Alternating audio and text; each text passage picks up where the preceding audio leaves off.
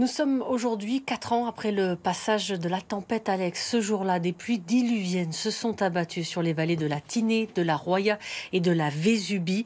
10 personnes sont décédées, 8 ont disparu et les dégâts ont été immenses. Aurélie Ronsu te trouve ce matin à Saint-Martin-Vésubie avec un homme qui a connu cette tempête Alex, qui a travaillé sur les conséquences de celle-ci et sur la reconstruction. Aujourd'hui, 4 ans après à Saint-Martin-Vésubie, où en est-on, Aurélie ? Oui, tout à fait. Je suis avec Thierry Ingigliardi. Bonjour. Bonjour. Vous êtes adjoint au maire de Saint-Martin-Vésubie. Alors, on se trouve sur le pont qui est à l'entrée du village. Forcément, il y a 4 ans, ce n'était pas du tout le même paysage. Ah non, c'est le moins qu'on puisse dire. C'est qu'ici, il descend une rivière qui est importante, c'est la Madone de Fenestre, qui a causé énormément de dégâts, ainsi que le Boréon. Et là, des gros travaux de protection de berges sont pratiquement terminés.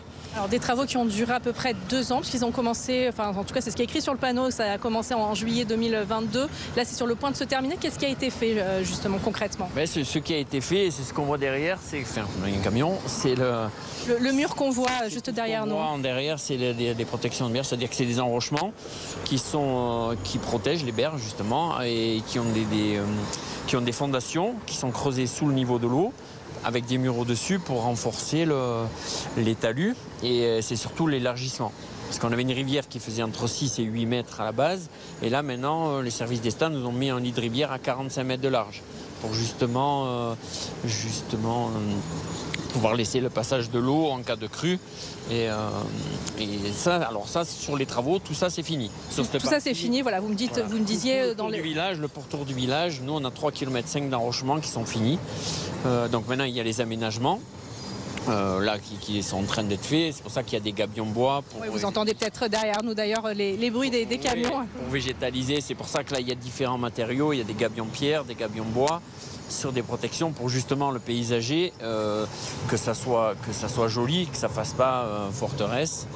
Donc tout le monde joue au jeu. Juste un mot, donc là ici, on va dire ça va être fini dans les prochains mois. Je rencontrais tout à l'heure une habitante de Saint-Martin-Vésubie qui me parlait de l'accès à la Madone de Fenestre qui est toujours inaccessible. Est-ce que vous avez des infos ? Ah oui, l'accès à la Madone de Fenestre reste un gros problème.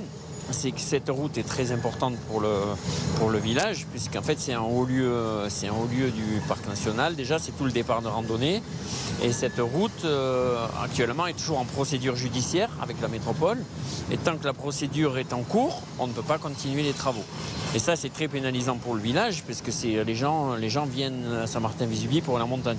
Et tant qu'on n'a pas cette route, c'est compliqué. Alors pour 2025, on espère franchement que ça va se débloquer et que les travaux vont pouvoir reprendre, parce que c'est un vrai problème pour Saint-Martin-Vésubie. On va dire que c'est quand même le dernier gros problème de Saint-Martin-Vésubie, c'est la route de la Madone Fenestre.